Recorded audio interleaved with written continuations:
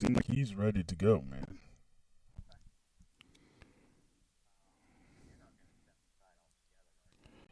Hey, Saints fans and who that's? This is Kyle T. Mosley of Saints News Radio. I'm here with Bob Rose of the Bayou Blitz. We're starting a little bit early tonight, so look, Bob, how you doing, buddy? Well, first of all, happy Thanksgiving to you and the family.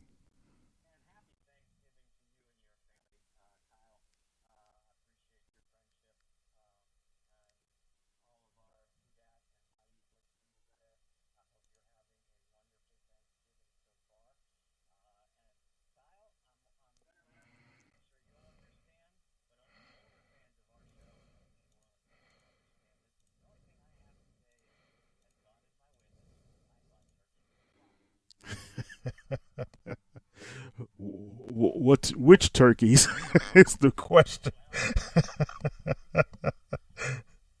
Are we talking about some stuffed turkeys in politics, or are we talking about some fried turkeys? What turkeys are you referring to, my friend?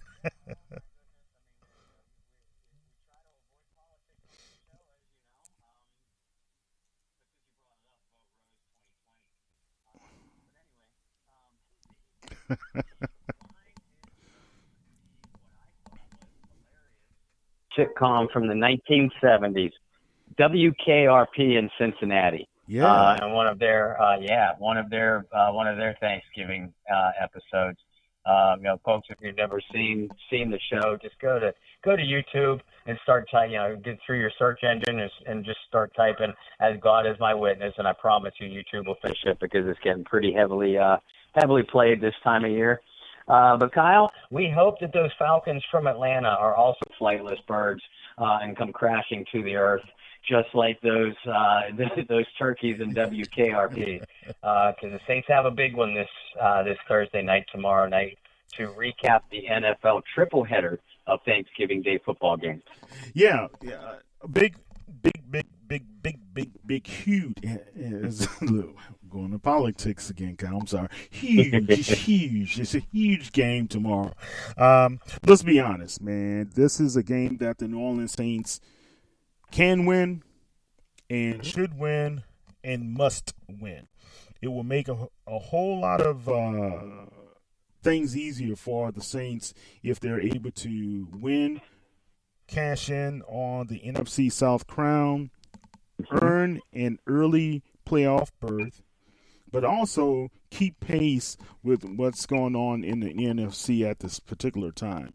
We have so many teams at the top: the Niners, the Seahawks, the you also have the Vikings breathing down your necks, as well as can the Packers bounce back from the loss from last week to the San Francisco 49ers. But we also can't forget we have the Niners coming up pretty soon ourselves.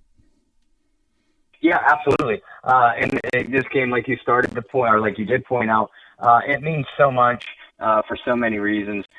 First and foremost, the Atlanta Falcons, the New Orleans Saints, players, coaches, fans, front office, they do not like to lose to the Atlanta Falcons. Uh, but in the broader scheme, like you said, my friend, the Saints can clinch their third consecutive NFC South championship, which, by the way, is something that they have never done in franchise history. Right. Even to very successful Jim Mora and Dome Patrol days, they never won three straight division championships. Right. Yep. And we can pretty much thank our friend Jim Everett, the Los Angeles Rams, and Joe Montana and the San Francisco 49ers for that never happening.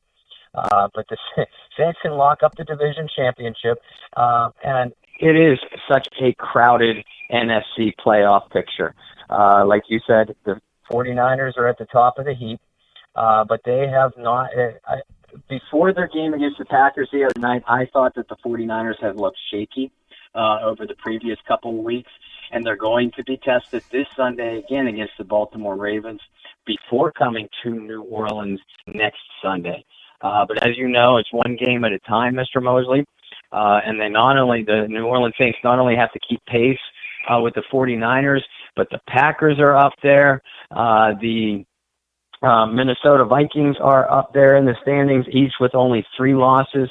And the Seattle Seahawks, even though the Saints hold a tiebreaker over them thanks to a head-to-head win in Week 3, the Seahawks are right there in the mix as well. This is an extremely top-heavy NFC playoff race, and you can make a viable argument for any of the teams that you and I just mentioned for being a viable Super Bowl threat.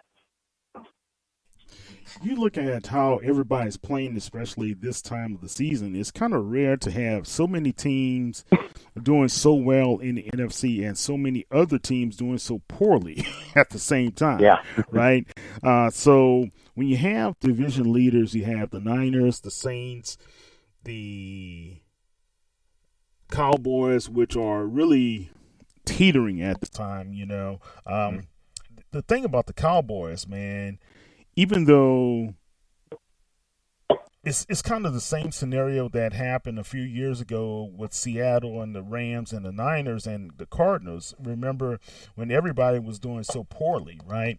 The Cowboys have the talent and have the ability, but can they put it all together? Some games they're good, some games they're not. And I just don't know what Cowboys team you're going to get from week to week. And Jerry Jones seems like he's getting tired of the up and down with those guys and the ebbs and flows with those guys as well. So, and who's the other division leader that we need to pay attention to? We got the East, up north, and Green Bay. So Green Bay as well. So Green Bay is in a battle themselves. And look, the Vikings are playing some good football. Kirk Cousins looks like he has been able to get some confidence, right, after apologizing to his team as well as his wide receivers. But it seems like he is really on fire right now. Dalvin Cook is playing well. They're anticipating Thielen to try to get back into the lineup after being hurt for a while. So you have teams that are really, you can't really sleep. So this is why the Saints have to be able to go in to Atlanta, take care of business. And look, the Falcons played great ball against us, great ball against the Panthers. But look what Jameis Winston and the Buccaneers were able to do to them at home. And that's not an anomaly. And that was good Jameis last week. So I just think we have a team in the Falcons which they're pretty up and down. They don't know if Julio Jones is going to be playing. He's questionable for the game. We have Marshawn Lattimore, who's questionable for the game as well. And the one thing that concerns me more about the Saints side is the protection for Drew Brees. And we saw how aggressive the Falcons were against Brees the first game. So the only way, Bob, I think you wrote about this, the only way we can really counter that is to be physical and run the ball. And what better way to, and I keep on using the boxing analogy, guys, from week to week to week, what way to stop an aggressive puncher and jabber than to hit some body blows to that guy, And I think if they could put some pressure on Beasley and Garrett, run the ball at them, and continuously, pound the ball early and often, control the clock, sustain some drives, we may be in a good position, but we cannot think we're going to be able to chunk the ball early, like 30, 40 passes in this game. I really think they should limit the pass count to probably 23 to 25. Let's have some sustained drives because, again, I have to reference another article of yours. You pointed out Latavius Murray, and in combination with Kamara, man, they are a pretty lethal twosome to have. So I really believe if we can be able to utilize Murray and be patient enough and not to get away from the run, and that's Peyton's tendency. Sometimes the impatience to stick with it has been a cause for us to falter in some games, in my opinion. But if you look at our record, we're 9-2, and 8 of those 9 wins, we have gone over 100 yards rushing. So it's pretty evident how we need to win is run first, pass second. Yeah, there's no doubt about it. And the game plan that you just outlined would be pretty much the game plan that I would go in to this matchup with if I was Sean Payton, Drew Brees, and offensive coordinator Pete Carmichael, which, by the way, is the exact opposite offensive game plan that the Saints went into the first Falcons matchup with. And you and I were so frustrated with that game for so many reasons. But one main reason was that the Saints ran the ball 11 times in that first matchup with Atlanta. 11. Now, I realize that the final score was 26-9, but for most of the game, the Saints were within 1 score. So there was no reason at all to abandon the running game. And they didn't just abandon it. They never really came out intending to run the ball. Sean Payton, as you pointed out, has the historical tendency to get pass happy. And throughout most of his tenure in New Orleans, when you have weapons like Drew Brees, Marcus Colston, Jimmy Graham, Pierre Thomas, now Michael Thomas, and Jared Cook, I think I would be sorely tempted to lean towards the pass as well. But when you have an offensive front like the New Orleans Saints have had for the last couple of years, and a physical running attack, first with Mark Ingram, now with Latavius Murray, and a guy like Alvin Kamara, who is extremely underrated between the tackles as well, you establish your physical superiority first. And what that does, that allows you a balanced game plan, and then the big plays will come through the air. There's no doubt about it. And Drew Brees is as good as anybody has ever been with a play-action attack that will open things up for your receivers like Michael Thomas and Jared Cook more through the intermediate routes. Those guys are going to get their catches anyway. But if you have a running game to give a little bit of pause and a little bit of stall to those linebackers, especially the fast linebackers of the Falcons, they need to respect that first, which is going to allow your guys an extra step advantage through those intermediate routes. And, oh, by the way, open things up down the field for guys like Ted Ginn, if he decides to catch the ball, and Tre'Quan Smith. And to add salt to our theory, sugar to our theory, rather, remember, Kyle, that the Saints are going into this game with 2 backups, both on the left side of their offensive line. Teron Armstead is going to miss probably 3 to 4 weeks with a high ankle sprain, and left guard Andrus Peat is going to probably miss 3 or 4 more games at minimum after surgery to his broken arm. You don't want your quarterback throwing the ball 35, 40, 45 times. That's a recipe for disaster. Recipe for disaster all around, not only for disaster, I say calamity, right? So let's put everything in perspective. You have a successful running game when you choose to have one. You have to have a controlled game when you choose to have a controlled game. So this all falls on the offensive play caller. So, and I believe that Coach will be a little bit more tempered in not passing as much because that left side is in such of a question mark, right? So you have Easton filling in for Pete, which and I got to be honest with you, Easton has done a very, very, very good job, right? Yes. So I cannot say anything poorly about Easton as well, So, um, Armstead's injury is more of a long time concern as well, So, taking over for him, I don't know, man. I think what's his name, Amenada, is really good, and he did a really good job in his absence. I got to give him credit. Yeah, he absolutely did. What concerns me about Armstead's injury, Bob, I'm sorry, is the fact that every year now we're having more injuries.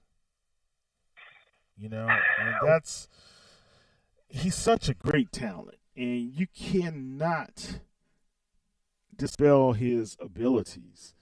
What I'm concerned about, are these injuries going to affect him and be more lingering injuries? Because if you notice, man, that replay of the play he was injured on, he really didn't do anything major to cause the injury.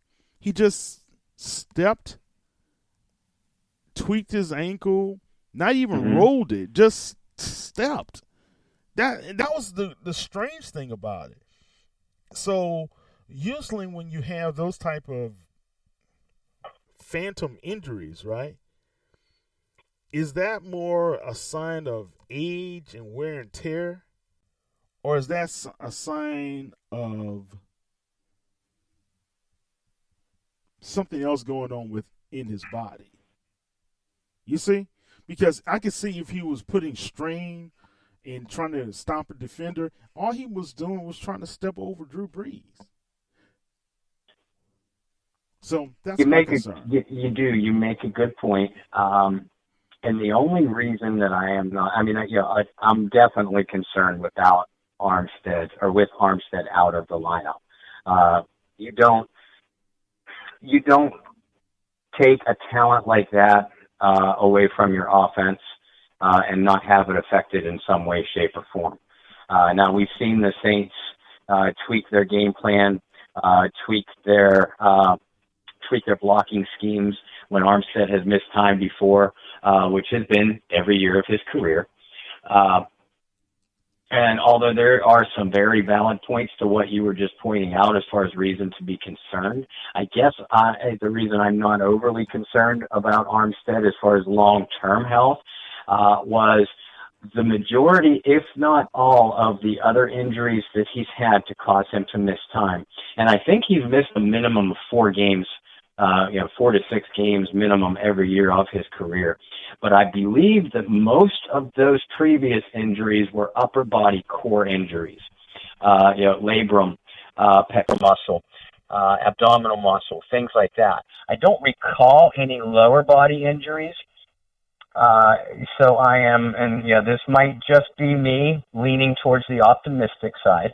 I'm hoping that this is just a case of a male player stepping early, and we know the turf, the turf throughout the NFL is not very forgiving when it comes to footwork, and that he just planted funny and twisted awkwardly.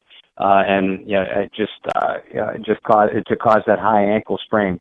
But we also know that Armstead is much of the man he is. One of the things that sets him apart from the majority of his counterparts is his footwork. So that high ankle sprain, even if he's back on the field in 3 to 4 weeks, which forecasts have him doing just that, how close to 100% is he going to be? Because that left tackle position, probably more so than the right tackle position, has to contend with a lot of speed rushers on the edge. When Armstead has struggled in the past, it has been with speed guys. You don't want your left tackle that's protecting the blind side of your 40-year-old quarterback not being able to get to the edge in a divisional playoff game or a conference championship game when your quarterback needs that 3 to 3.5 seconds to set up and deliver the football. Yes. Not only that, we don't need to have question marks against more of the daunting pass rushers that we're going to face, the Bosas, right? Or if we go to face Clowney, if the Seahawks come in, or Grayson and those guys, So we have guys that in those Allen brothers on for the Packers. I forgot about them as well. So we have to really put some things into place. So is Amima available, ready to go? He's been in the league for the past 7 seasons. He's kicked around from club to club to club to club. He has the size. He has the potential. I think with him has he been in the right system, and is this going to be the right system for him? And you've seen this before, man. Coming down the stretch where one of your key players or a couple of your key players may get out due to injuries, and someone does come in and does a fabulous job taking over for those guys. This might be one of those cases. Then Armstead comes back in for the more important stretches for the season, which would be for us the playoffs. So I think it also could do another key thing for the Saints is to just like how Peyton had to rely on more of the run under Bridgewater, this could force him to go back to the run again, right? So it could shape into something positive for the Saints versus ultimately a negative against these guys. Yeah, because, and you said it a few minutes prior to us bringing up Armstead, that since that Atlanta game, the Saints have played Tampa Bay, and they played Carolina, obviously, last Sunday. And, Sean Payton did indeed put more emphasis on the running attack, especially in the first half. And when Breeze was sidelined and Teddy Bridgewater was playing, as you pointed out, the Saints' offense was much more balanced. I think Peyton, and correctly so, felt that they had to be in order to win football games. But the same thing would happen when Bridgewater was in the game. They would come out, the Saints would, they would come out and establish the running game first. And then that would allow your quarterback a little bit, that the running game will help protect your quarterback. You ask any coach, you ask any quarterback, they will echo those exact words. And last week against Carolina, we saw that exact kind of thing. Murray had one heck of a first half. Now, if I had a complaint about the Saints offense against Carolina, it was that they didn't use Murray, that they used Murray very, very little in the second half, but they used Kamara more in running the ball. And Alvin was pretty effective as well. So I do fully agree with what you said earlier. I think the Saints are going to put a little bit more emphasis on running the football, especially over that right side, where you have, from center to right, you have Eric McCoy, Larry Warford, and then Ryan Ramczyk at right tackle. That's where the Saints picked up the majority of their rushing yardage against Carolina this past Sunday. And I thought Easton and Omeka, or Amameka, however you pronounce his name, I do apologize. They did a great job on the backside, allowing for Kamara and Murray to have cutback lanes, and that's where both running backs would pick up a good chunk of big gainers on cutback lanes. You would have Eric McCoy and Ramczyk opening the initial hole on the right side of the Saints line, and then those other guys doing a great job on the backside. And Murray and Kamara are both sharp cutback runners. So I can see the same sort of running attack being very successful against an undersized Atlanta front seven. They are extremely fast and they pursue well, but as far as holding up the point of attack, they are not strong whatsoever. So I feel like the Saints have a distinct advantage here if they use it. Yeah, not only if they use it, I really liked what I saw in Jason Vanderland. Yeah. We just signed him. The kid has been kicking around. I think he was with the Jets for a while and signed with, was it the Lions or someone like that? And, came out of Ferris State. What's interesting about him is that he was a quarterback. And not only that he was a quarterback, that guy ran pretty well as a Hmm. quarterback. So now he's converted to become a tight end. He has good size, 6'3", but two key blocks. The touchdown for Murray, he hit that hole and he blocked very well. And he was the one who really stopped that linebacker from penetrating for Murray to be able to escape through the hole to the left. So I like what I saw in his ability because it looks like Zach Line is going to be out again. Yes. Yes, So he is.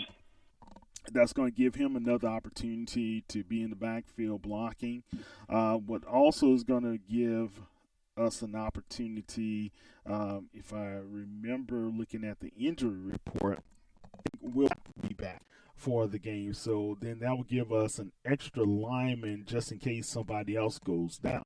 So that will be good. I know he's still listed as questionable and was limited in practice, but if he's able to come back, that'll be great. You look at Lattimore, he's still questionable. Deontay Harris is still questionable as well. I don't think we really need to see Deontay nor Lattimore, especially if it's a game time decision for Julio Jones, right? So with hamstrings, you got to be so careful. It's easy to tweak a hamstring here or there. You're an old track guy, you know that, right? Yep. So For sure. tweaking a hamstring is nothing fun to deal with, man. Oh gosh. So that used to happen to me all the time. But if you look at what's going to happen, and on the opposite side, let's say our defensive guys, I think we're in pretty good shape right now. And I know Austin Hooper, their tight end, he's going to be out for the game due to a knee injury. You have the other tight end. He's kind of questionable, man. Stoker, whatever. He's questionable. And Julio Jones is questionable, as well as the safety. Neeson is questionable as well. So you have a lot of those guys questionable. You do have Deontay Freeman coming back into the fold, and Desmond Trufant looks like he's going to play. So I think it's going to be one of these games where, you know how the first time a guy gets the better of you, then the second time, okay, I'm not going to let this happen again. And I think that's what we're going to see in the Saints. They're not going to let this happen again. And I think it's going to be one of those times where they've been, and you hear it in the press conference, we haven't played our best game. We haven't played our best game. From Drew Brees to Sean Payton, Cam Jordan, all the leaders are saying the same thing consistently. We haven't played our best game. The penalties have to be limited. I think we were double-digit penalties for the Falcons game last time. We were double-digit penalties this particular game. I wrote on it on SI.com about the penalties. And, you know, and I have to, and I was kind of tempered because I wanted to be as biased as possible, right? But if you look at the numbers, Bob, some of those penalties were self-imposed penalties. Yes. The false starts, the defensive holding, the just some of the mindless things like what happened with Cam Jordan. That was really shocking to see. I know he was trying to dislodge the ball from Kyle Allen, but that was still shocking to see. You understand? In critical games and at critical times, this season has been very uncharacteristic for a New Orleans Saints team. all of the penalties that we are seeing, it's not like we have seen else before. I think last year we were what fourth in the league with the least penalties. So this season, I think we're near the top in penalties, and nearly 700 yards in total penalties. That's a lot, man. I think we're at 86 penalties total for the year already. So that's a lot. It is. It's mind-boggling. And folks, go to si.com and find the Saints News Network. Remember, we are the official content provider for Sports Illustrated. And Kyle write an outstanding. All of us have made our comments, some tongue in cheek, some not so much, about the imagined penalties or no calls every single week. Listen, what they can do about other to play their game. But what Kyle is referring to, and what Kyle's piece is mainly highlighting, is the fact the dumb mistakes, and I hate that's a pretty strong term, but the unforced errors that the Saints are doing, such as Cam Jordan's penalty against Kyle Allen and the Carolina Panthers last week. And listen, we all know, and everybody knows throughout the league, that Cam is not a dirty player. But that play, taken at face value, it did make your jaw drop a little bit. That is the kind of thing that this team cannot do if they're going to continue to be successful in close games, at least to be faced with in a lot of situations down the stretch and through the playoffs here. You can't shoot yourself in the foot. You can't false start, putting your team, from a third or a 4th and 1 into 3rd and 6 or 3rd and 7. That changes the play calling altogether. This offense cannot be consistently successful the way it's constructed if a hold or a couple of false starts put you in a 2nd and 20 or a 3rd and 15 situation time and time again. That's asking for trouble, folks, and that's not the way this Saints team is going to be successful. Man, again, critical penalties at critical times of the game. 86 total penalties. 20 of those penalties were offensive holding. The league average is 17.5. Okay? The second most calls we had against the team were false starts. Then you have the breakdown, where did those false starts happen? Guess where? I think around 5 of them were right there in the Superdome. I mean, yeah. That's the odd thing about it, and not mistaken. I think it's kind of even with what our opponents were doing. We usually, the noise league usually gives to our advantage, but it's just strange enough we've been having more false starts this season, So, man, we can break down who's been doing what. The rookie Eric McCoy, he's had the most penalties out of every one of the players at 8. 5 of those were holding. Because when it's called holding, right, it looks like he's taking the guy down, but it looks like the guy's losing balance and he's just falling on top of him, right? But they call that holding. Chauncey Gardner-Johnson, that he's a young, aggressive rookie. He has 6. 2 of those were holding calls. 2 of those were pass interference calls, and I think he had 1 on special teams and 1 something else. Still, but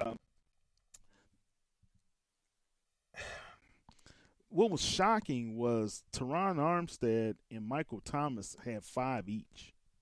Yeah. And Michael Thomas was a combination of holding and pass interference. That's what his was. Like on those run plays, he was holding. Toronto was early in the season. He was getting beat, and that's why he was holding.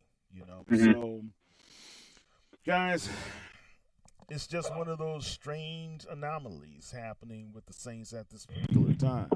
Can we see something going on different down the stretch? The better teams start getting better this time of the season, right? They finally put it all together, the bugs, and now is the time for them to get this better this time of the season. And I would like to see a string of games like, can we start here with Atlanta, come back home, next week face the Niners, then after that play a couple of those AFC games with the Colts, right? I think that's a Monday night game. And then we play, was it Tennessee, right? Then we wrap up with Carolina, right? So I think that's how it goes. So all I'm saying is this, Bob. We have the opportunity, if we can just put some good string of solid games back to back to back, I will feel better going into the playoffs. Because really the playoffs is who has the best 2-game or 3-game winning streak, 4-game winning streak, 4-game and 3-game winning streak, right? Because if you have a bye, you got divisional, playoff, then you have championship, then you have Super Bowl. You got to win 3 instead of winning 4 straight. Hey, let me ask you something, Kyle. Though, and the question just kind of popped into my head as you were breaking down the stretch. And you pointed out earlier in the show that almost to a man from the New Orleans Saints players and coaches, we've heard them all say we have not played our best game. And it looks like it's really starting to frustrate a couple of the top team leaders. I don't recall Breeze looking as frustrated as he has after a win. Last week, Cam was extremely agitated after the Panthers game as well. But anyway, my question to you is, we saw the Saints kind of stumble down the stretch last year. And certainly they finished the season 13-3, with the number 1 seed and all that. So it's not like they stumbled a great deal. It's just that we didn't see them humming as proficiently down the final 4 or 5 games as we did earlier in the season. And now we're talking about the trip up against Atlanta, a couple of weeks ago. The defense this past Sunday against Carolina turned in their most uneven performance, in weeks outside of that strange Atlanta game. Do you see the New Orleans Saints trending downward as we head on the stretch? Or are you confident and you expect them to get it straightened out and still waiting for them to peak? I don't see them trending downward. And the reason why I do not see them trending downward is because I think when you look at how the offense has progressed, I really see the offense progressing since Breeze's return, right? I think what happened in the Panthers game was the usual. Well, the unit that has been more consistent this season for us has been the defensive squad. They had an off game, okay, and it wasn't the secondary. Only on 2 big plays that they were off, right? The touchdown and the other 50-yarder. It was more as the linebackers were playing, Point in case, if you're in between the 0-yard line and 10-yard line and you have Christian McCaffrey in the backfield, nobody in their right mind should say, I don't stick this guy. Tell me, where were they? Where was that linebacker, or was that solely Marcus Davenport's responsibility? I don't see a defensive end having that responsibility. Do you? Not consistently. And against Christian McCaffrey, that is certainly not a wise game plan to do consistently. Okay. But it happened twice, though, Bob. That was the concern. So that's why it's just like when I see people leaving Alvin Kamara open. Really?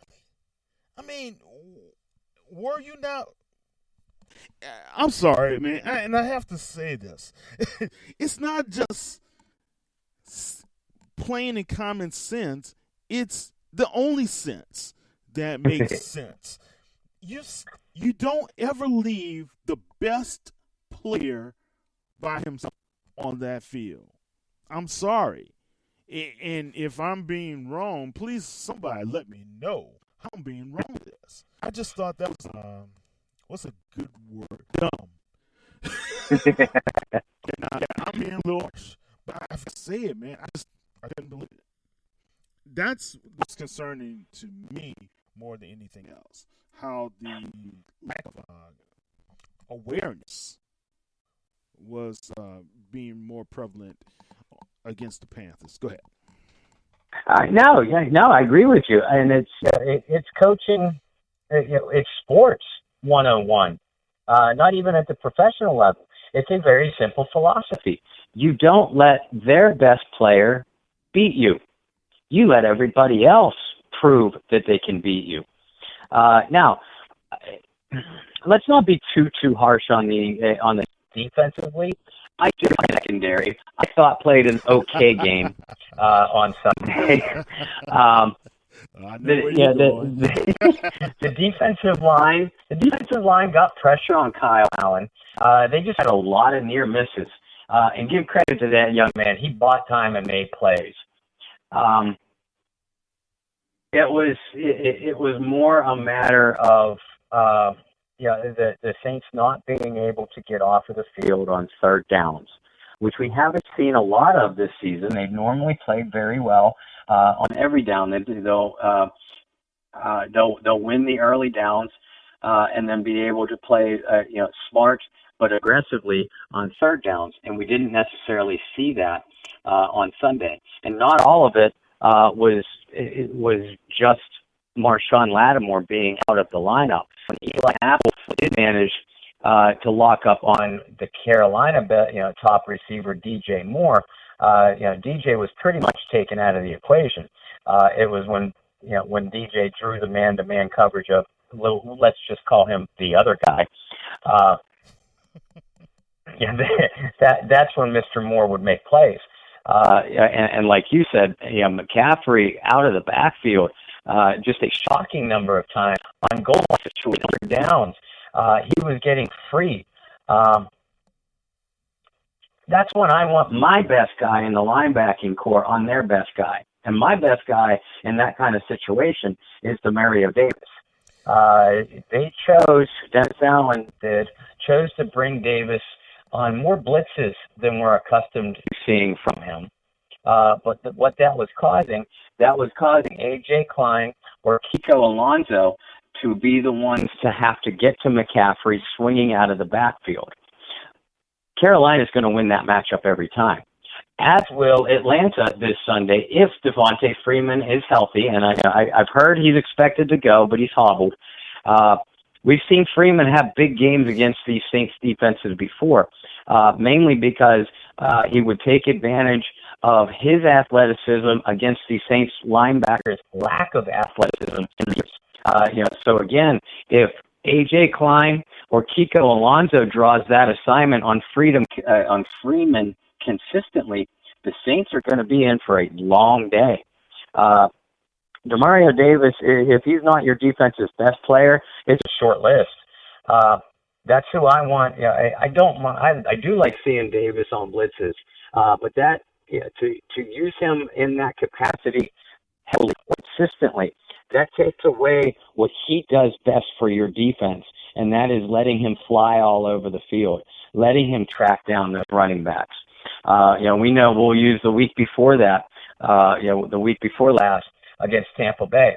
Tampa Bay's running backs, they do like to use in years past anyway, they've liked to use their running backs out of the backfield. You didn't hear a peep from those backs in either Tampa Bay matchup against the New Orleans Saints this year. The monster known as Double D. He was there, he was waiting, he was lurking. Like I said, if Freeman is healthy and he's a healthy go, that's That's who I want on Atlanta's best running back, because you pointed out earlier the Falcons are without Austin Hooper at tight end, a very underrated tight end and a trusted target of Matt Ryan. So that takes a big passing game to the equation. We know that the Falcons receivers versus Saints cornerbacks, Marshon Lattimore, hopefully he will. Eli Apple, is going to be able to look up pretty well on Ridley or Julio Jones, whatever assignment he draws. So if Lattimore is in the lineup also, and at least at 80% healthy, I like that matchup for the Saints, which again, leaves Devontae Freeman as the wild card. Who's going to contain him? Who's going to guard him? We've also seen, by the way, Chauncey Gardner-Johnson in that capacity earlier in the season against Tariq Cohen for the Bears, and he played extremely well. I'm kind of wondering where he was on Sunday against McCaffrey as well. I'm going to say that too, man, and that's what I was scratching my head about.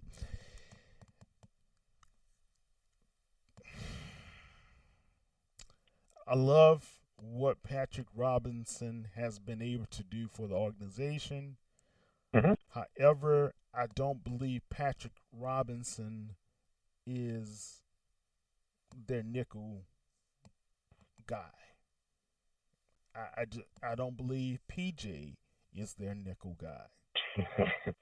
I believe Chauncey Gardner-Johnson is their nickel guy. Now, the only reason why he's not consistently at the nickel spot is because he has those penalties. Yeah. Okay? And every game you can see at least one penalty coming his way the past 3 or 4 games. Okay? That's why Sean Payton probably read the edict to Aaron Glenn or Dennis Allen not to have him consistently at the nickel. Now, I think going down the stretch, playing against Emmanuel Sanders when the Niners come into play, playing some of those guys in Indianapolis, you're going to have him more active to be able to handle the speed. I think what I saw of P-Rob, I don't know if he's still fully healthy, man, because he just gave up the inside technique to, was it McCaffrey? Well, I think it was McCaffrey, remember, for that first down, So, and PJ has his, I think PJ is kind of resorted this past game to old PJ. Right? And looking into the backfield before just paying attention to what your guy is doing. So, and they caught him napping, and they caught him really good. So, hopefully he's able to spin it around this game, especially if he's going to be on Ridley. Yeah, so Ridley is no joke. So, no. And you saw what he did to Eli Apple that first game last year, right? Actually, and I'm sorry, you remember the first Atlanta game last year in 2018. That was before the Saints swung the deal for Eli Apple. In fact, that might have been one of the reasons that gave the front office the pace to go at a guy like that Falcon. Ridley absolutely tortured the Saints. I think 3 times. Right. 3 of them were long against either Ken Crawley or P.J. Williams. Right, it was. The Saints made the adjustment during the game to switch Marshon Lattimore over to Ridley in the second half, or at least in the final quarter. And Marshon kind of kept Calvin under wraps, but of course left P.J. Williams around Julio Jones. Now, I will say this about P.J. He does stick well to a bigger physical wide receiver, whether it's in the slot where he's better or on the outside. So I think, and you kind of brought up this point already, I do think that if Lattimore is limited or is out altogether, that we're probably going to see Eli Apple on Calvin Ridley, and more of P.J. Williams over on Julio Jones, definitely with safety help over the top.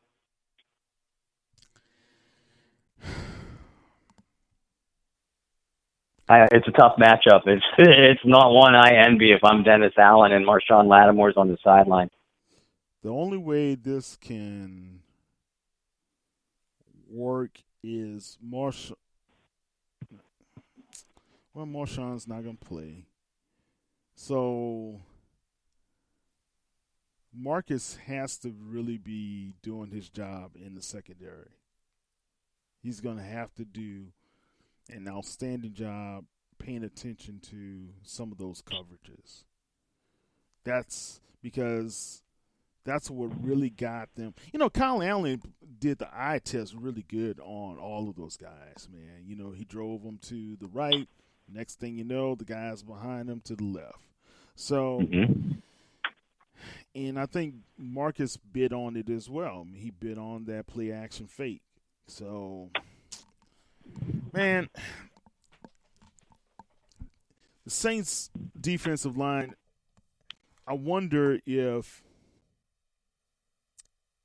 you have more pressure up the middle, that's the only way you really are effective against Ryan. More pressure up the middle than coming around the side. And could we see more of Cam up the middle, playing a defensive tackle mode versus purely being on the side? Was Trey Hendrickson in the game at all? What, on Sunday? Yeah. I don't recall seeing him, Kyle. I don't recall either. I know. I don't recall seeing him. And he wasn't inactive. No. I do know that that both Cam and Davenport had decent games against Carolina. They just lost they over pursued and broke their containment responsibilities a few times. That's why Kyle Allen was able to get outside, particularly on Davenport, a couple of times and make plays down the field. Matt Ryan is obviously not nearly as mobile, but we saw Ryan do that a couple of times against the Saints 3 weeks ago. So don't discount that. You mentioned the possibility of, not necessarily moving Cam Jordan inside to a defensive tackle role, but having him run more inside stunts. Now, we know Cam has had an all-pro career in what is 16, 17 all-time games against the Falcons. And I would expect Cam to come out really geeked and fired up for this one. But this defense does need a better performance all the way around from their entire defensive line this week than what they got against Carolina last week, where they played well, but they didn't finish plays. And the entire defensive line played, I thought, extremely poorly against the Falcons 3 weeks ago. Yeah, that's a good point. It's a good point. Yeah, well, we know things they have to turn around, but I'm going to say this, man. This is one of those games and that you have to really think the special teams are going to be a major factor in. Yeah. And we've got to have a pretty good field position to put more pressure on those guys, and we have to be able to just be more disciplined on the offensive line as well as defensive line. So other than that, man, I really think this team is ready, and I think the game plan for how to beat the Falcons has already been cast out there. You just got to be able to run that football against these guys and put pressure on a leaky secondary from time to time. But the run has to be first. And I'm just going to go back to that and harp on it. Okay, any last thoughts there, Bobo? Well, I want to reiterate what you what you threw out to our loving public at the beginning of the show. I hope every single one of you folks have a terrific Thanksgiving. I want to thank you, and I know I echo my partner's sentiments on this one. You guys have been with us from the start. Many of you. You've supported our show. You've supported both Kyle and my work. You've helped us grow. Over the year and a half now that we've been doing this show, and working directly together, Kyle. I feel like we're one big, huge family, and in addition to being thankful for all the things that I have in my personal life, my beautiful family, my close-knit group of friends, I am thankful for the opportunity to work with you, sir, work for all of you, Bayou Blitz fans, fans of the NFL, fans of the New Orleans Saints. We echo it every week. You guys are what helps me love this so much. You guys are what makes me want to get better for you, to give you the sort of product that you deserve. So I want to thank you and show my love for you. Awesome, man. Hey, and I appreciate you, Bob, and I have to echo everything as well. Saints fans and Who-Dats, thank y'all for all of the 10-plus seasons we have been doing the podcast network on Saints News Network, as well as the 13-plus years we've been doing the websites as well. Now we're a part of the Sports Illustrated family and trying to be able to deliver some great content for you guys as well. But hey, on tomorrow night, join us as we do the live blog, what's going on, and we're going to have an immediate recap so you guys can be able to read that online as well. And if you have any suggestions whatsoever, don't see Bob. But truly, have a great, safe, and beautiful Thanksgiving, you and your family. Bob, before we sign off, tell everybody how they can find you on the World Wide Web. Well, in addition to going to SI.com, hunting down the New Orleans Saints, and giving us a follow on the Saints News Network, both as a network and all of us personally. I can also be found on Facebook, Bob Rose, or Twitter at BobR2613. I also still work over at Canal Street Chronicles as well. Most of my media obligations are pretty much split right down the middle these days. So the Canal Street Chronicles can be found on Facebook or over on Twitter at SaintsCSC. And as I mentioned a minute ago, join our Bayou Blitz Facebook page. It's approaching, I think, 1,500 members now. So many of you are extremely active and interactive and helpful with not only one another, but Kyle and I. You help support our work, and you help us get news out there and distributed. So if you're not already a member, or if you know someone who would like to be a member, invite them into the family. I promise you they'll be more than welcome. And I want to thank you guys again for everything you do for us. Yes, definitely. And don't forget also, guys, we'd like to hear your comments, and I was just kidding. We do want to be able to understand how we can be able to deliver a better product to you in the long run, as well as Sports Illustrated. And we have a very active team up there in New York, and those guys really would like to see the New Orleans Saints do well. I'm getting feedback every week on how they like what we have been doing thus far.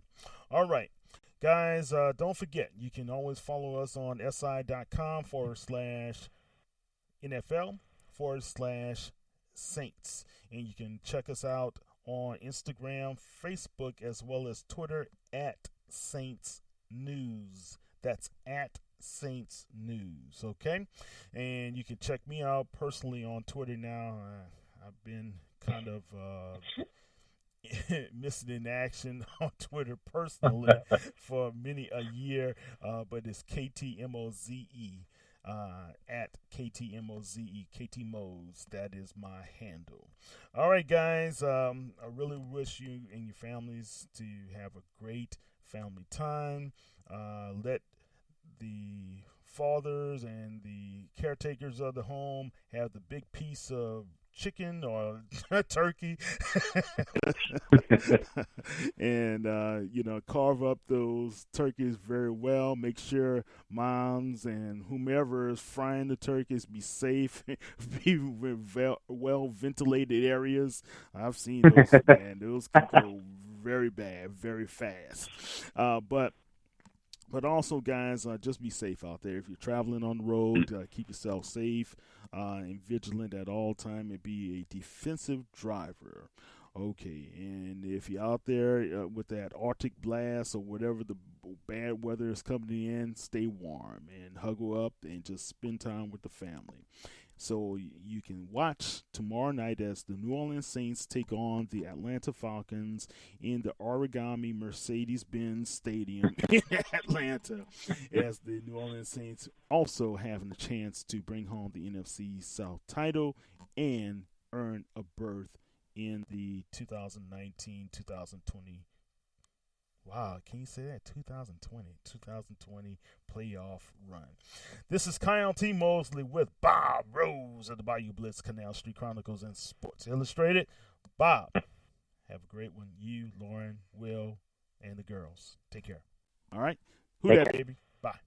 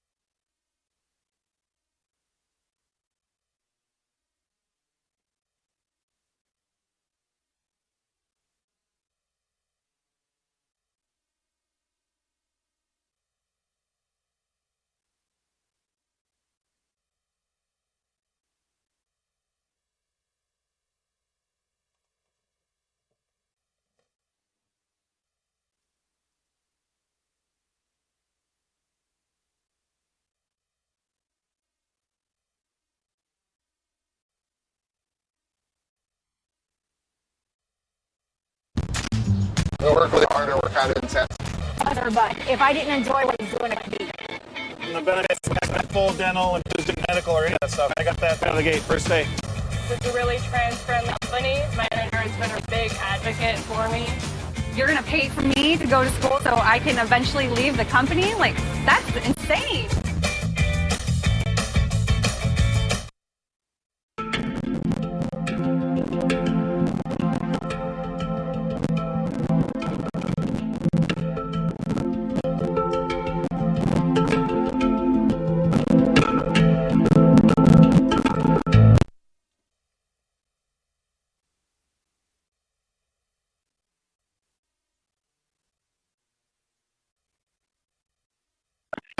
With the NFL officiating in one. Yeah, and I mean, I swear it was a whole season of Yordles or something, man. I mean,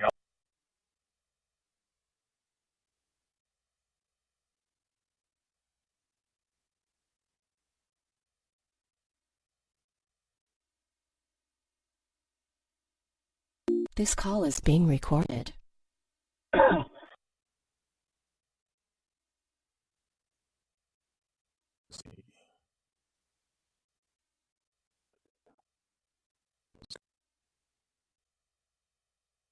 Aaron seems to have a pretty. I mean, in a way, after this game tomorrow night, the Saints will have 10 days until their next game. So hopefully have some time to go around and start doing more live videos. I'll be able to get more content out that way. But it seems like he's ready to go, man. okay. And you're not going to step aside altogether. And look, Bob, how you doing, buddy? Well, first of all, happy Thanksgiving to you.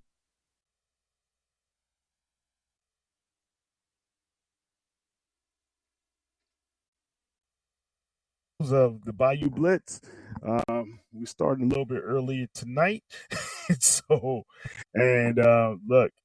Bob, how you doing, buddy? Well, first of all, happy Thanksgiving to you and the family. And happy Thanksgiving to you and your family, Kyle. I appreciate your friendship and all of our Who Dat and Bayou Blitz. Looks like he's going to play. So I think it's going to be one of these games where, you know how the first time a guy gets the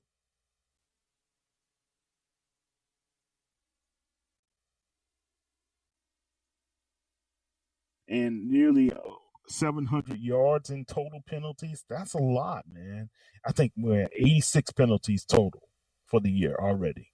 So that's a lot. It is. It's mind-boggling. And folks, go to si.com. Falcons has already been cast out there. You just got to be able to run that football against these guys and put pressure on a leaky secondary from time to time. But the run has to be first, and I'm just going to go back to that and harp on it.